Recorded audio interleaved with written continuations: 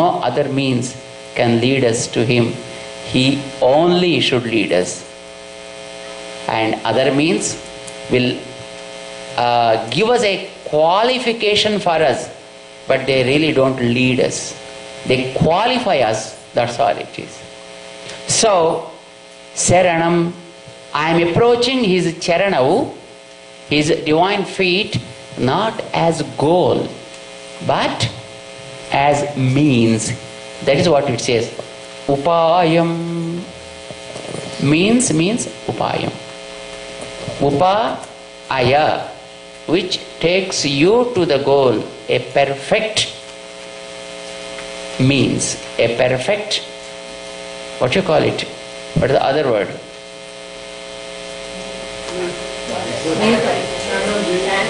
It's not channel, sadhanam. Tool, right. A perfect tool it is, you know. So, upayam, this is what the Saranam words. For Saranam is a Sanskrit word, has many meanings. Saranam means a house. Saranam means a protector. Saranam means surrender. There are so many meanings, but here we take this word Saranam to say the upaya. That means a means. I am not accepting God as my ultimate goal, but as means. Why it has to be said? It's because if you accept God as your ultimate goal, you start putting your efforts to reach that goal. You think that as because I did, I got it. Because I thought, I got it. Because I chanted, I got it. But do you think that your chanting or doing or any this will lead you there? So these create a kind of ego in you. You know, ahankara comes because I did. It should be avoided first. Whether you reach there or not, that's immaterial. Let you be freed from this ego and arrogance first. That's very, very important. So, no other upayam is there for me. Your forfeit only the upaya that you have to confess, you have to accept, you have to 100% declare it. So that's what we are doing. Sriman Narayana Charanav. Saranam prapadye. I surrender as means. I mean, my effort is not means, and yours is only the means. And then, what to do? As upayam, you need to accept, and you need to think of it. Upayam kartavya bhagantu.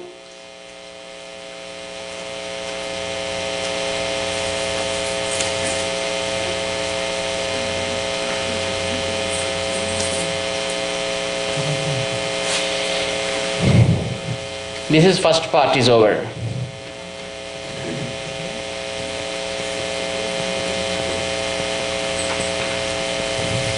Okay? What is our kartavya bhagam means? Our part, what we have to do. Prapadye. I am accepting. I am holding. Not physically, not verbally, but with heart. Manasa. Asrayanam. You know, that's what we say. So I am surrendering with all my heart. That's what it is. Kartavya bhagantu. That tu means is a word, you know, specially kept for some purpose. Adha. Then the sloka starts like Adha. Whenever there is Adha, my context is separated.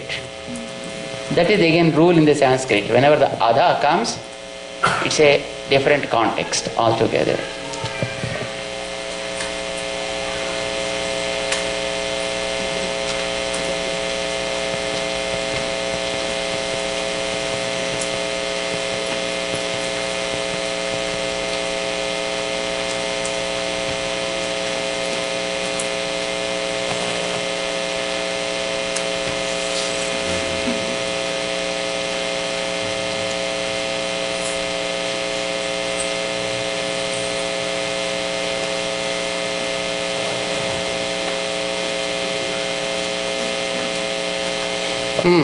Because this is sloka, no? So just I wrote the whole word in the sloka. Atha, then the next word is the first word of the second sentence. It is Srimate. Srimate means to that Sriman. Here also one Sriman. Here also one Sriman. Right? The Sriman is in both the places. But the Sriman is different here, and in second sentence it is again differently used. Here the Sri, provoking good qualities in him. Sri's presence with Lord here in the first sentence is mentioned because of her presence.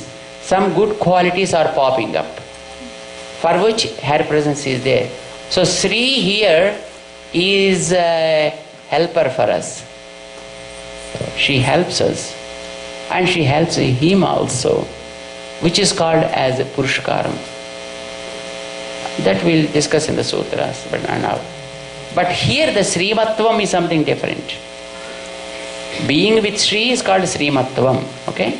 So the Srimatvam mentioned here is as promoter, helper. But Srimatvam mentioned here in the second part is not as a promoter. Atha midhuna param prapyam evam prasiddham. She, being with him, when we surrendered and when we reached him and when we start serving him, then also she will be there. While we are reaching, then also she will be there recommending on our behalf.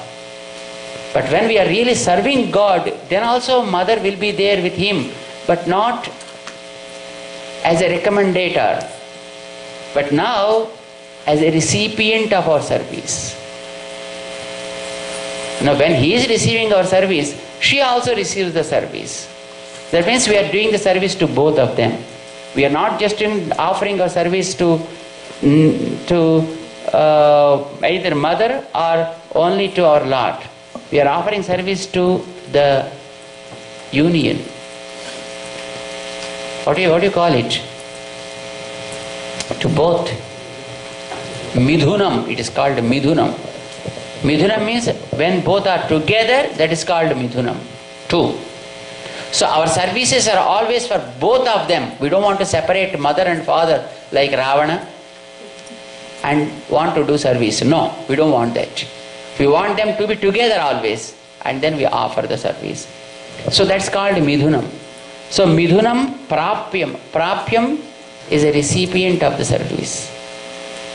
This is what very famous in all the scriptures. Evam prasiddham prapyam. So the well-known and well-renowned prapyam, the ultimate recipient of our services, is being explained as a midhunam, as a union in the word Srimate. So Atha midhuna param prapyam evam prasiddham. And then the word Narayana here is again there. Narayana word is there in the first sentence.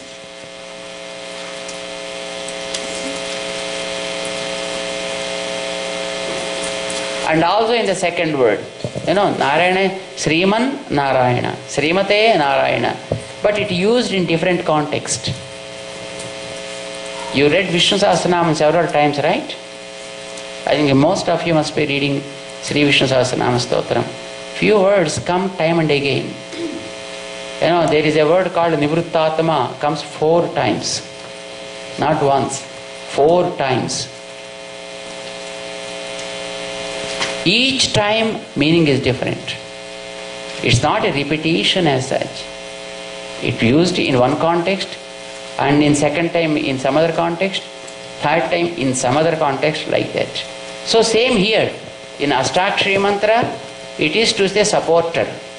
But in the first part of Sriman Narayana, it talked about the quality, one who is possessing qualities that are required to protect. But in the second sentence, Narayana is something different then. Here it talks about Swamitvam, specific. The owner of all the souls. Ownership over the souls is described in this Narayana. This recipient of our services, Narayana, is the ultimate owner of all of us. That quality is described in this Narayana. And then at the end of this word, Aya, Narayanaya, that means to you only. To you only.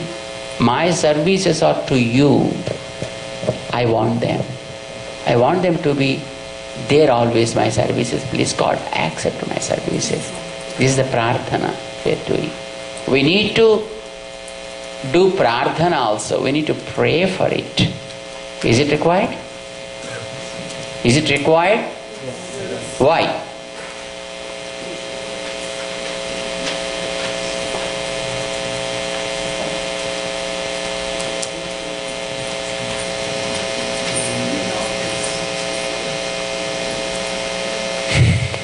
Because we have jnana. So simple. See, this pen is there. It never comes to me and says, please write with me. We don't expect from pen also, because it has no knowledge. But we possess knowledge. And we need to show that we have knowledge also. So to show that we have knowledge or we possess knowledge, we need to do the prarthana. Don't think that prarthana will work. But prarthana is required because you are not an insentient object. Understand? You are an object with knowledge. Because you are with knowledge, the result of the knowledge must also be seen in action. That is the prarthana. You know? So, Swamitvam Narayana, Prarthanancha, the last word Aya. And then, to get that service from him, we need a final thing with us, that is, you should be free from all the malignance. That malignance is our ego, our ownership. We think we serve God only. Undoubtedly we serve God. But while serving God also we feel, because it gives me immense joy, so I serve my God. Oh, because His service is giving you joy, then you are serving God. Otherwise, probably you may not be serving Him, right? No.